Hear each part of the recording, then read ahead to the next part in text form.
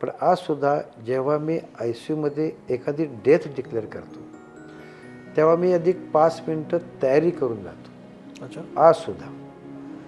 दुर्दैवानं अलीकडच्या काळामध्ये मुलांच्या डेथ मी वडिलांना पण डिक्लेअर केलेलं आहे. हो. त्या करत असताना मी 10 ते 15 मिनिटं आधी व्यवस्थित माझी तयारी करतो. काय बोलायचं, कुठले शब्द वापरायचे, कुठले शब्द वापरून त्या वडिलांना त्यांच्या मुलाचा मृत्यू कळला पण पाहिजे आणि सहन पण झाला पाहिजे. आणि हे शब्दांची कसरत तुम्हाला त्या 15 मिनिटाच्या त्या डायलॉगमध्ये त्या माणसाची बॉडी लँग्वेज कळत तो माणूस किती हवालदिल होतो हे बघत केलं पाहिजे. आणि हे कळणं म्हणजे डॉक्टरांच्या थोडंफार माणूस पण असतं असं मला वाटतं. ते केलं पाहिजे, कारण नुसती सिम्पथी असून चालत नाही, तुम्हाला एम्पथी लागते.